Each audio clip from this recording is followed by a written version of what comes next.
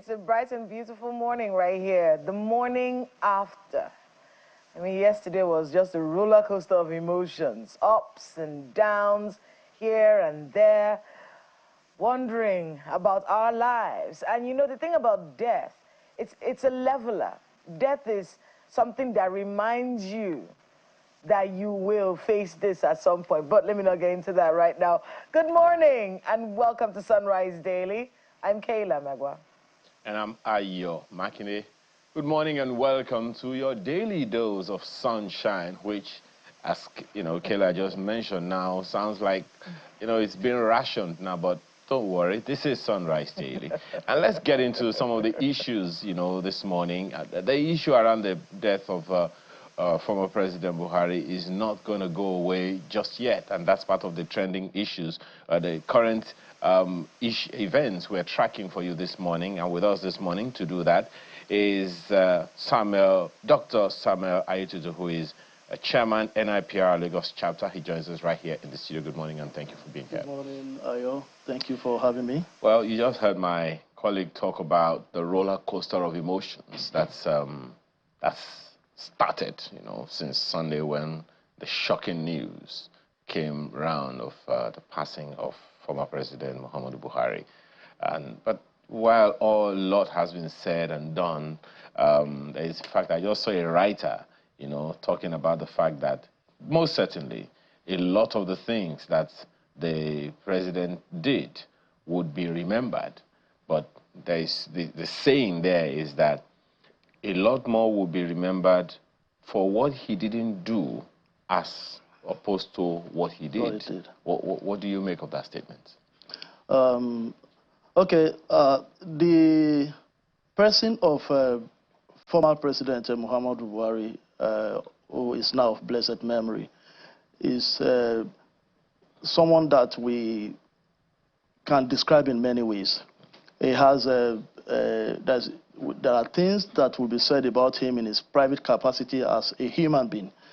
There are things that will be said about him in his capacity as someone who has had the privilege of governing the Nigerian state on 2 occasions.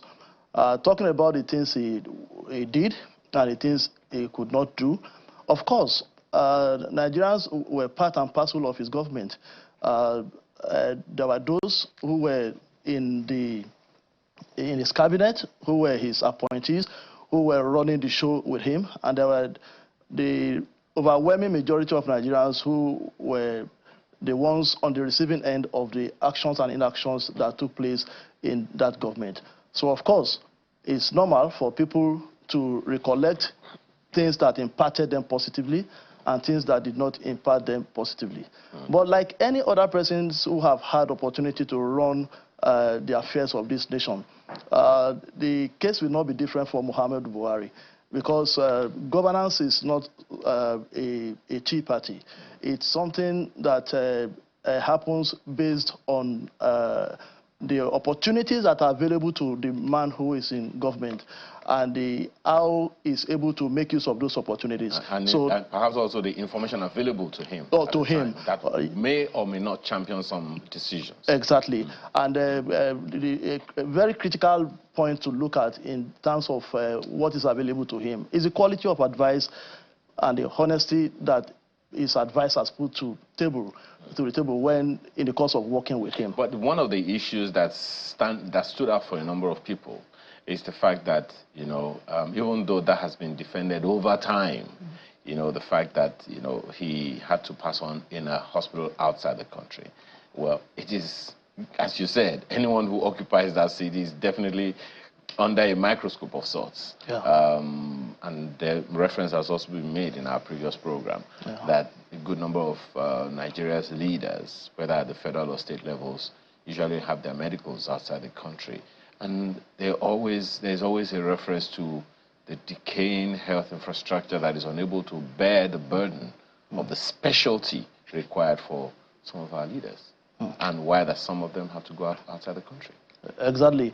When it comes to Nigerians making use of facilities abroad, whether in the medical area or in the area of education or any other things that come to mind, regardless of whether the person is in government or a private citizen, there are reasons why that happened. But the issue is, as a nation, is it dignifying for us that we have to be running helter-skelter in other countries to seek services that, in some cases, our citizens are the ones providing them abroad? That is not something that I think many Nigerians have been happy with. And it is normal for people to put the blame at the doorposts of those who are running the system, because government controls the destiny of the people. I say to people that after God, the most important person is that person called government. The only thing is that he is not, is to an extent like in abstract. But the real thing to talk about here is that this narrative around why former President Buhari had to pass away in a foreign hospital provides us with yet another opportunity to look at what is wrong with us. How come we have been able to throw a lot of energy behind ensuring that we are able to refine our petroleum products here in Nigeria, and we now have Dangote refinery? Why can't we throw that kind of energy behind ensuring that we are able to have world-class hospitals spring up? Hospitals and institutions, institutions of higher learning, research, and all of those. Yes, of course. Most certainly, I hope that there are other private sector people like Dangote who would also want to invest in those areas. There are a number of other issues, Dr. Adetutu. So there is this other news making the rounds about the reduced visa validity for Nigerians, particularly between the U.S. government and Nigeria, you know, as a nation. And then there's still some rumors making the rounds about Nigeria's visa relationship with UAE as well. But let's start with that one of the USA. The reasons given: number one, that Nigerians overstay their visa regulations, and number two, that they don't have enough information by Nigerians for them to be able to do their background checks and all of those things. How much of that is government? How much of that is us? Okay. How much of that is government? I will say that not much of that is government. Because if I approach the consular office and I ask for a visa, I say I'm going to the US to spend a week or two for a conference, and I choose not to come back, that's not about government. Some people may want to say that it's about government because government have given me reasons to want to elope because the situation here is not that comfortable. But we are over 200 million people. So what's the number of Nigerians that are overstaying their visa time abroad and giving the country a bad name? So that is why I would say that for me, it's not much about government. Individuals have their plans, they have their travel plans, and they should, in my own opinion, go about it in such a way that they don't end up making those countries label Nigerians as people who will always overstay their visa. And when we talk about the issue of accessing their details, a lot of people have information that are not consistent with their actual record. And you know that the United States, for instance, is one of the countries that is very sensitive to things that have to do with your records. So if that is the case, do you see any need for some kind of maybe a government policy or law or something that can necessarily help us Nigerians to abide by these things? Is there anything you think government can or should do, or you think everyone has to bear their brunt? Okay, I think I was reading some reports in which I read about the President Asiwaju Bola Ahmed Tinubu activating the relevant agencies to look into how to ensure that these kind of situations are addressed, that Nigerians are able to go about their travel plans and how they use their visas in a way that we don't find ourselves in these situations any longer. But I think some things have happened already in this country when it comes to ensuring that our records are straight. We have the NIN, we have the BVN, yes, we have all those things. You said now that maybe some people leave the country because, you know, things aren't quite rosy. That's what I'm asking. Okay. Is there any way, okay. Do you think that is sufficient reason for people to overstay, or what do you make of it? It may not be a sufficient reason, but it is a reason. It's the reality that we find ourselves, that should give government concern. Not only government, all of us, because we are part and parcel of government. So generally speaking, what we need to do as a people is to get better with how we arrange our society in such a way that it makes the citizen comfortable and proud to stay here. And if they have to go on holiday or for business, they look forward to coming back to their country, because there is actually no place like home. Okay, so there is this, well, the burial of former President Buhari took the cake, even though the Awujale of Ijebuland also died at about the same time. And the burial, of course, took place at about, you know, the same time. Even though much hasn't been said, but the connection between the two has been drawn severally. The fact that it was the government of President Buhari that rescued the termination of sorts of the Awujale of Ijebuland from office. So what do you think he has been significantly celebrated? You know, and I'm talking about the Awujale. Yes. Yes and no, because you know the Awujale is occupied a traditional stool. The president was not just the president of Nigeria; he was a very important figure in world politics, even after it was done in office. So that explains why, to an extent, so much of attention greeted the burial of Mr. President, the former president.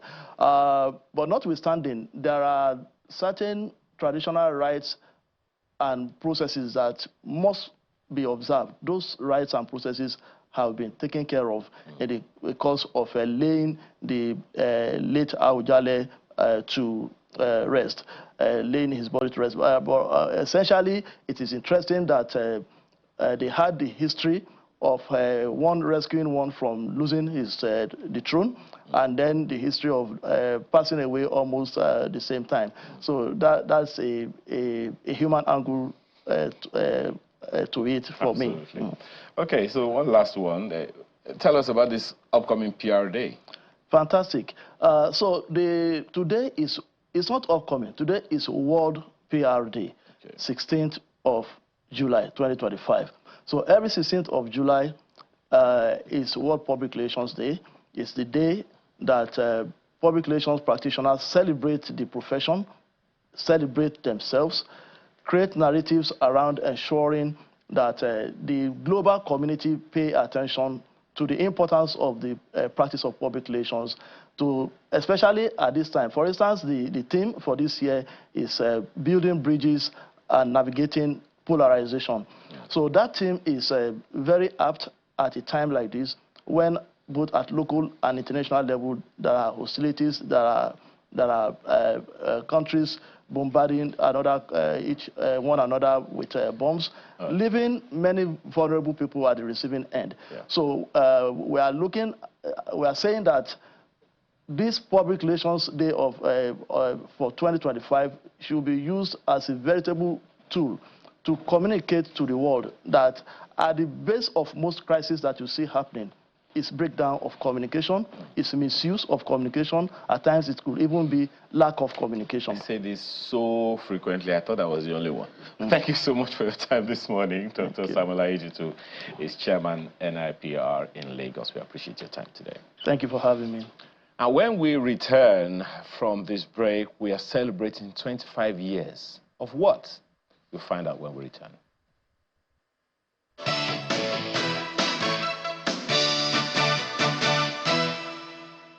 Thank you so much for staying with us. We mentioned something earlier that we are celebrating 25 years of something or someone. Well, you'll find out in a moment. The Niger Delta Development Corporation was founded 25 years ago, and today, the NDDC, Niger Delta Development Commission, thank you, was founded 25 years ago, and it has been in existence up until now. How far so far? Let's talk about Niger Delta Development this morning with the Managing Director of the Niger Delta Development Commission, Samuel Ogbuku. Thank you so much for joining us this morning. Thank you. 25 years in office. How has it been? Well, 25 years of existence, not 25 years in office. Well, NDDC has been in office, so yeah. there's always a continuum of sorts, but I get the point. Yeah, I think 25 years of the existence of NDDC, it has been a very, very long story of both sweet and bitter experience. NDDC, you know, at the initial point when NDDC was formed, it was based on the agitation from the people of the Niger Delta on how to ensure that the oil mineral producing communities are also being reached out to by the federal government, especially in the area of infrastructural development. And based on that agitation, NDDC was formed as an offshoot from the defunct UMPADEC. So I think we also have to understand that as at then, when NDDC was formed, NDDC had both short, medium, and long-term plans. And the short was based on the immediate challenges the people were facing. Most communities never had drinking water, most communities never had schools, most communities never had hospitals, even internal roads in the communities, jetties, and these were the challenges the communities were facing. So I think NDDC at that point started facing those immediate challenges to ensure that these communities had all that, and NDDC did very well in that. That is why in most communities today in the Niger Delta, you go to, the only government presence you see are NDDC projects. Yes, along this period, NDDC must have had its own fair share of making mistakes, and I believe we have learned from our mistakes, and that is what we are doing right now, trying to improve on the successes of NDDC and also correcting those mistakes. That is what we are doing right now. Perhaps one of the challenges that have also been noted, because I had the privilege of asking a former governor of while in office, I asked him the question while in office, you know, that it would seem like the collaboration between the state governments and NDDC wasn't quite significant. Because when I asked the question was, how can the NDDC, for instance, come into your state and, you know, implement developmental initiatives and not, you know, carry you along? And it would seem like the response was, no, they do their thing without letting us know and all of that. Is that a true situation of things? And if that is the case, any particular reason for that? Well, I think yes, in the past we've had those skirmishes with state governments, and you know, most times the truth is that communities write to NDDC for specific, you know, needs, and NDDC deal with these communities directly. We have a directorate for community relations, and sometimes when these communities come up with their demands, we try as much as possible to reach out to them in meeting up those demands. But over time, directly to the communities. Yeah, directly to the communities, because these communities, they need certain things, and over time we realize that it has also been, you know, a par with the interests of the state governments. And what we have done differently is to ensure that, yes, there is that synergy between the state governments, not only the state governments, even the IOCs and NDDC, because even the IOCs too, at a point, they complained that part of the reasons why they were reluctant in contributing was because NDDC was not carrying out projects in areas of their operations. So what we have done differently is to ensure that at least we have a Partners for Sustainable Development platform where our annual budgets will bring both the state governments, the IOCs, everybody together, even the communities themselves, to ensure that we put heads together to come up with something that represents all of us. It's interesting that, you know, this is, can I say, a fresh initiative, because on the one hand is the NDDC taking charge of developmental initiatives in the Niger Delta. On the other hand is the fact that and the states, oil-producing, states, have some kind of direct, remuneration, if I can use the term, directly from the federal government. So one wonders then why they have to get that when the NDDC has an interface directly with the communities at the state governments as opposed to be directly dealing with. Well, we are an interventionist agency, and what we do is to complement the effort of the state government. So it's not as if we're a government of our own. As an interventionist agency, what does intervention mean? At least, bridging that gap of underdevelopment. So we complement efforts of the state government, and in complementing this effort, we must also do it in synergy, and that is what we are doing right now. Right, interesting.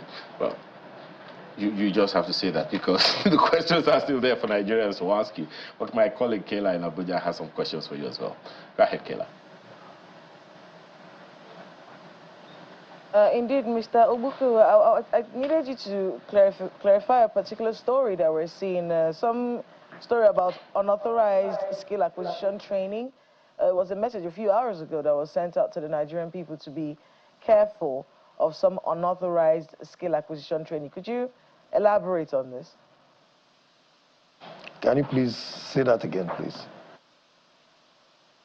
There's a headline right now. I think a lot of newspapers are carrying a story right now about an unauthorized skill acquisition training. The NDDC is telling the Nigerian people to be careful of some unauthorized skill acquisition training. Do you know anything about this? And could you elaborate on what's going on? See, the truth is that as an organization, people tend to, scam innocent people. There are people who have been scammed using the name of NDDC, and it is left for us to always put out disclaimer there so that people shouldn't fall to such scam. There is an organization that did a skill acquisition program without our approval and wrote to us that we are owing them certain amount of money, and the next thing they said, they were suing us to court for not actually paying them for what they did. But you have no approval to do anything on behalf of NDDC. So we just thought there was a need to also enlighten the public that such is going on and people shouldn't participate in programs that are not being organized by NDDC. We have our platform, both social media, and our offices in all the 9 states of the Niger Delta, and even a liaison office in Abuja. So if you're in doubt of anything, at least you can come to our office straight. But our own programs are very, very clear. We had the Project Hope and the Youth Internship Scheme, which we have now merged into the NDDC Renewed Hope Empowerment Scheme. So I think these platforms are there. That is why we said, going forward, one of the innovations we came about with was creating data for our youths and women in the Niger Delta. So those who want to benefit from our scheme should actually register on that portal, and we're going to select you from that. So anything that is not coming up from that, our portal, for training, then you don't attend. So let's talk about 25 years after. What would you say would be pivotal to the growth of the NDDC right now? Because we've seen President Tinubu, former President Goodluck Jonathan, tasking the NDDC on leadership and being able to deliver on the mandate that it's been given. What's critical to achieving that particular mandate of the NDDC? And maybe you can speak to some of the biggest challenges of the last 25 years. Well, let me start with the challenges. I think one of the biggest challenges of NDDC in the last 25 years is the high turnover of management in NDDC, especially the leadership. You will agree with me that in the last 25 years, NDDC have had 16 MD CEOs in the last 25 years, which has actually destabilized the NDDC. That has also created room for inconsistency and projects not being taken to the latter, which has also created a lot of abandoned projects all over the place. The public need to know this. It's not because people that are there intended to abandon projects. But when someone is there for 1 year, the person leaves, his programs are not also being completed, his vision is not being achieved, another person comes after 1 year again. There's that, you know, that has actually affected NDDC, which I would say is one of the major challenges we've had in NDDC. And with that, this government, Mr. President tasked us that we must complete all abandoned legacy projects, and that is what we are trying to do. So for us, one of the major achievements we want to have that is pivotal to us in NDDC right now is to complete those legacy projects that will add value to the people of the Niger Delta. Most of these projects, funds have been expended, and it is left for us to add more funds to add value to what has been expended so far, because it's public funds. So I think that is what we're actually focusing on and concentrating on, while we're also trying to ensure that we carry out some other new projects that also affect the lives of the people and doing things based on needs assessment, because needs assessment is very, very important so that we don't also carry out projects that do not also impact on the people. For example, our needs assessment gave us the opportunity to come up with the Operation Light Up the Niger Delta, which has been very, very successful. It has reduced criminality in the Niger Delta and also improved commerce in the region. So I think that is something everybody applauds. So we're also doing all that, but pivotal, we must complete most of these abandoned projects, such as the Bonny Ring Road project, which we started, the Kaataba Bridge, which is 1.2 kilometers long, which we're also hoping to complete by the ending of this year, that commitment we've made, the Okrika-Bodokri Bridge. Most of these projects, the contractors have been mobilized back to site, and they are working. So it is also our commitment to complete them. And also the next phase after all this is for us to ensure that we focus greatly on agriculture, which is also part of the vision of this administration. For us, focusing on agriculture is also going to provide more job opportunities for our youth and women, and that is the only thing that we can say we have control over the variables, because the variables of the oil industry are not within our control. Today, here, crude oil prices up, tomorrow is down. Tomorrow, they are laying off workers. But agriculture is more sustainable. So we want to focus on agriculture, too, as a way of empowering our people, as a way of ensuring that we create food security in the region, and also to ensure that there is sustainability in everything we do.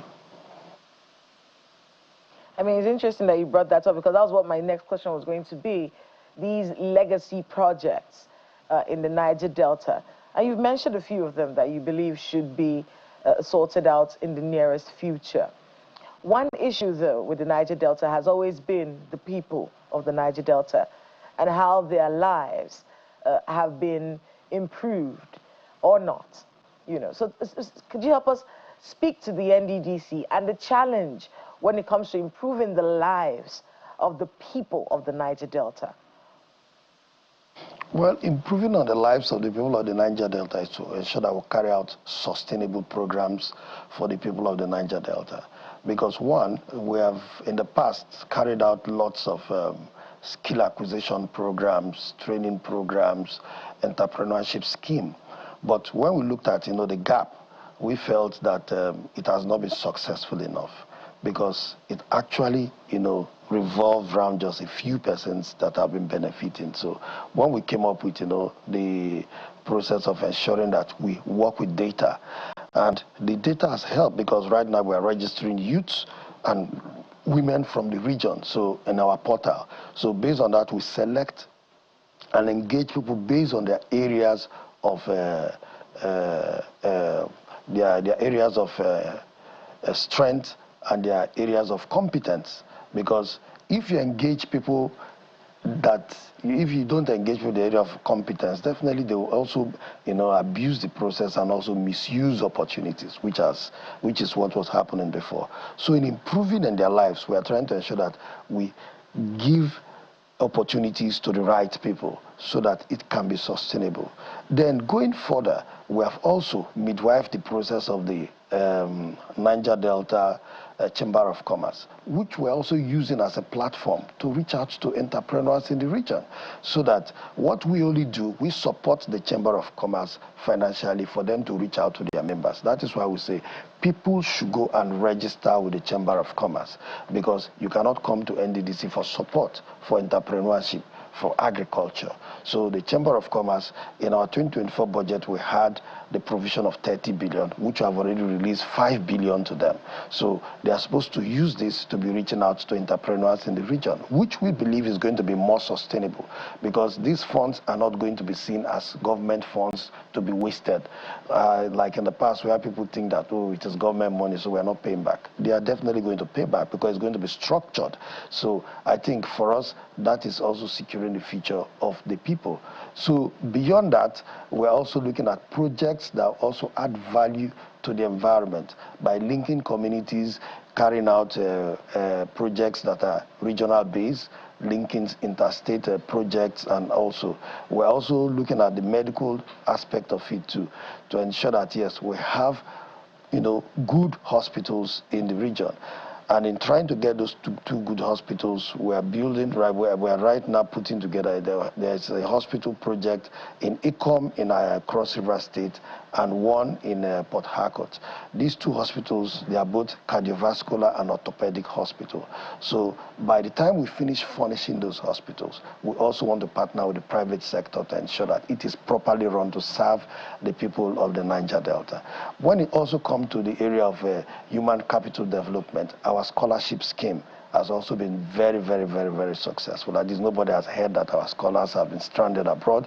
So that we're also doing very well. Just last year alone, when we attended the graduation of our scholars in the University of Coventry, 17 of them graduated with their distinctions. That is to tell you the high level of success because of the process we put in place in selecting these the beneficiaries. So based on the high demand, we have also decided to start the local scholarship, where we're also going to do local MSc scholarship for postgraduate scholarship for the local universities here in Nigeria, just to ensure that you carry more persons along. So I think all these are things we are putting to ensure that at least the people of the Niger Delta benefit from different angles, from youth empowerment, women empowerment, education, health, infrastructure. All these we are putting together because they all work together to complement society. The theme for your event this year, your 25-year anniversary, it was called Transmitting Vision to Reality for the Sustainable Development of the Niger Delta region. And I want to take us back to those abandoned projects, because that is the charge that was given to you, to the organization, to the commission, by President Bola Ahmed Tinubu at the celebration of 25 years. And I want to be able to read him directly. He says, I've directed the NDDC through the Ministry of Regional Development to complete and deliver all abandoned critical projects throughout the Niger Delta region. And the projects, and I'm going to read them out for you: Ka Ataba Bridge, the Okrika Borokiri Bridge, the Bonny Ring Road, the Barigalo Road and bridges, and the East-West Sample roads and bridges, among others. What led to these projects being abandoned? And is it that money was given and the job wasn't done? Was money withheld and the job wasn't done? And then since the president has charged you now to ensure that these jobs are done, is there more money going to be released to them? What's the modus operandi? Help us understand this. Well, I think if not for anything, those of us from the Niger Delta and everybody from the Niger Delta should actually be thankful to Mr. President for his interest and commitment towards ensuring that the Niger Delta is developed. Because if not for his interest, he wouldn't have actually been focused on ensuring that the management and the board of NDDC is doing what we're doing today. And based on his charge, we have actually gone to work long ago. All these projects you mentioned, almost all of them, at least contractors are back on site on this project. And they are working right now. You can actually take a tour to go and check. The one that we have not started immediately is the East-West Sample Road, which we're in process. Then the Barigolo Bridge project, that one too, we just went on a site visit just some 2 weeks ago with the House of Reps Committee on NDDC, which we're also putting that process to ensure that we kickstart that project. I think these are the only two among the list that you called that we are not on site at the moment, but others were already on site. But I just want to assure you that all these projects, they were not abandoned because maybe contractors ran away with money and they refused to do them. Sometimes, we must also look at the process of, I have already explained to you one of the major reasons for all these abandoned projects, the high turnover of management in NDDC that has created instability. And I think that is one of the major factors. And once, managements are changed, their priorities also change. So a project that was in the budget for this year, a new management come, they refocus their interest on another project, and that project starts suffering. And these projects were projects that were provided for in the budgets of those years, and some other person prepares a new budget and rather creates new priority, and those ones suffer. So I think all that, rather than going into those details, which I've already summarized by saying the high turnover of management, I think the most important thing is that we are back to work, we are complying with Mr. President's directive, and we thank him for showing so much interest in the Niger Delta. And I can assure you that before the end of Mr. President's tenure, we are going to see to the completion of this project. I mean, that's one thing. And also at that event, the 25-year anniversary, former President Goodluck Jonathan actually talked about what you just mentioned there right now, the high turnover of CEOs. Is there something that can be done about that? Or is it just a reality that we have to live with, that the turnovers of CEOs at the NDDC will continue to be very rampant? Or is there something that can be done to ensure more stability when it comes to the leadership of this commission? Well, I think for me, it is in the hands of the leadership or the president at the moment, in order not to fall into the political differences that have actually bedeviled the Niger Delta Development Commission. For us, apart from Mr. President agreeing that we have to complete our tenure to ensure that we're held accountable for our 4 years, I think one of the things that we also have to take credit to on our own parties. I commend the chairman of our board, whom in the first board meeting actually admonished all of us, actually took us back to where NDDC is coming from and why we must work together to ensure that we don't disappoint Mr. President. And we all agree to work as a team. And gone are those days when people hear about internal fightings in NDDC. We all decided to resolve that this is a task that must be done. Let us ensure that we manage our differences and work for the people of the Niger Delta. And that is what all of us are doing, from the management to the board and even to the staff. The staff, they have given us that high level of cooperation to ensure that, yes, this board and management succeeds, because they are the ones that have suffered it in the past, which have affected even their work pace too. So I think everybody is working together to achieve that. So after our time, I believe whoever that comes to will now understand that there is an history of consistency and we won't allow consistency. One of the things that's bothered a number of people, and I have to say that somehow the noise, the hula baloo about unrest in the Niger Delta area has calmed down thanks to some of the efforts of the NDDC. But when you were speaking the other time, you talked about the fact that you interface directly with the communities. And that's actually, quite a good thing. And my colleague also spoke to some abandoned projects. Remembering about the forensic audit revealed about 12,000 abandoned projects, or substandard projects and all. Now, in terms of this community ownership, how does it happen? How does the NDDC involve these host communities in the project, the selection, monitoring, evaluation, and all of that? Well, just like as I told you earlier, I said we came up with the Partners for Sustainable Development. The Partners for Sustainable Development also involves the communities too. Not only communities, youth organizations, traditional rulers, everybody's involved. Because whatever we want to do, the benefit goes to the community. That is why we always tell communities that every project we bring to them, they must own it and they must make sure that, yes, they protect those projects, not allowing those projects to be vandalized by people. So I think the truth is that the communities are well involved, because most of the projects we do in communities, sometimes communities, they write to us. And based on the applications we get from communities, the ones that are not in our budget, we try to see how we can infuse them into our budget.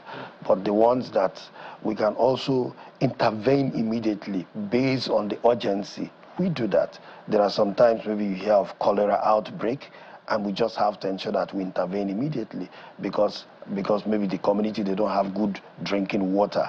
So these are the things we try to do. So communities always write to us, and because they write to our state offices, so the state office communicate those requests from communities to us. You know, one thing that I always like to ask around is that of sustainability. First of all, before we go there, you mentioned some road infrastructure. Can you give us a timeline for each one of them? How soon can the people look forward to, okay, this road is going to be completed at this time and that one? Well, like that of the Kataba Bridge, I said the contractor has given us his commitment for ending of this year for commissioning.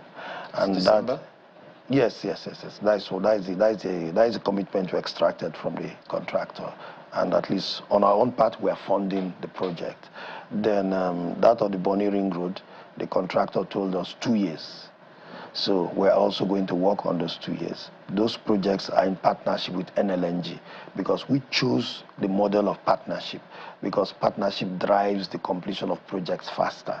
So I think when we came in, we decided to explore partnership. We looked at the model of which the Ogbea-Nimbi Road was done, which started before us. That is a partnership between NDDC and SPDC. So we decided to also, adopt such models in areas where we want to complete projects. So these projects, most of them, they gave us two years. So that is why I said by the ending of Mr. President's tenure, we should be seeing ourselves commissioning these projects. So we try to ensure that the projects do not suffer they don't suffer funding. So on our own part, we are going to do our best. But you see, the Niger Delta too, we have a situation whereby we have just 4 months of dry season. So we try to ensure that we take advantage of every dry season we have. It's a rainforest, so we have just November, December, January and February as dry season. After then it's wet season. So we try to put pressure on the contractors to even do their best to work even during the rain in order not to waste time. So we are working on those commitments we extracted from the contractors. Do you have anything to do with the Port Harcourt-Bonny Road as well? No. The Port Harcourt-Bonny Road, the aspect we are discussing with NLNG is the border to the east-west road. Okay. So that is the aspect we just agreed with NLNG to undertake in this our partnership. Okay. Yeah.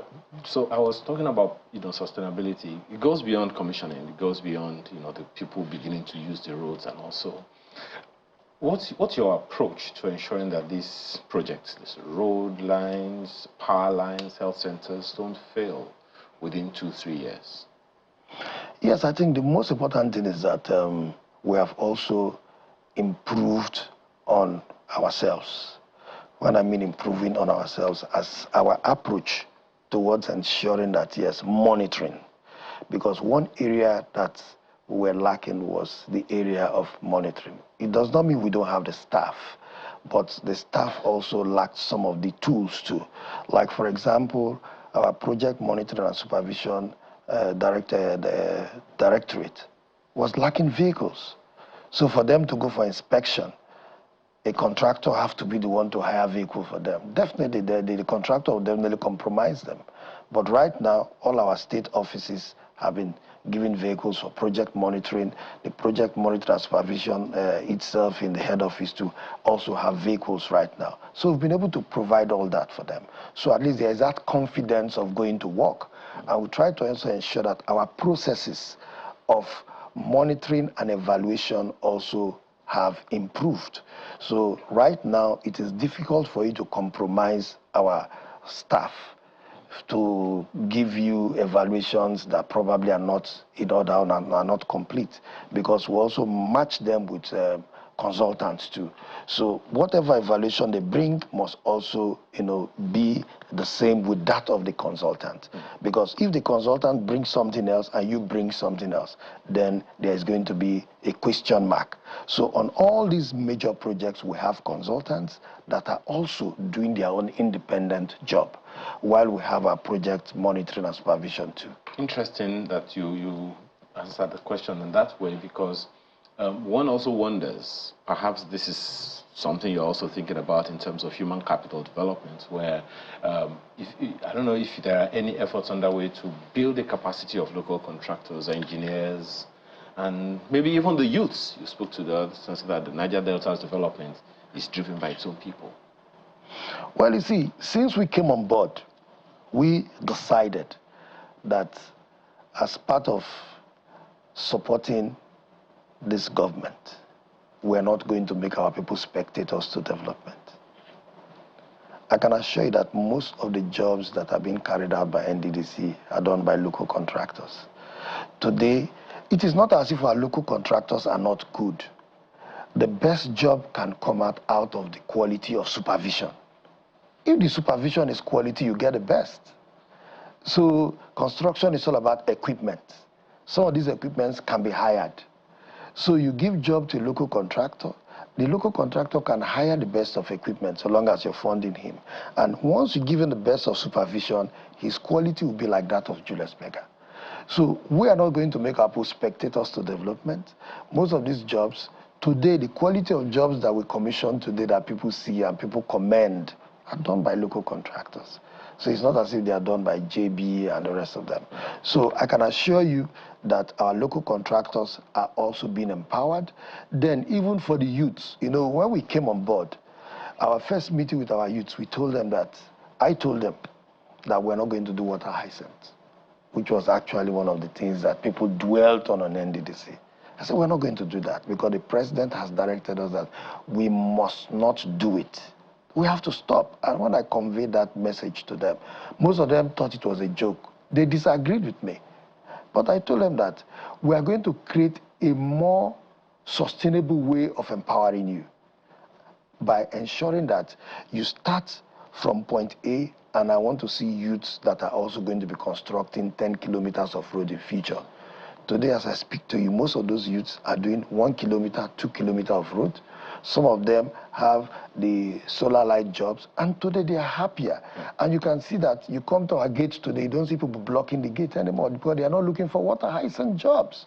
Because that was actually limiting the progress of our youths. But today, they themselves, most of them today, they have their own companies now. They go through the procurement process, and their company documents are now up to date. They now know what it means to pay tax.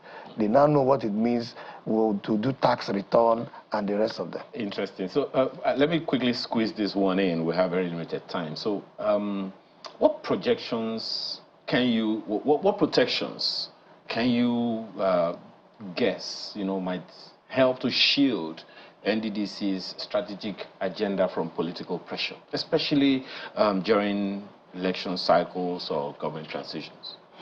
Well, you see, one thing we have done as NDDC at the moment, we inherited an NDDC that never had a proper corporate governance structure. So hence, anything can come in.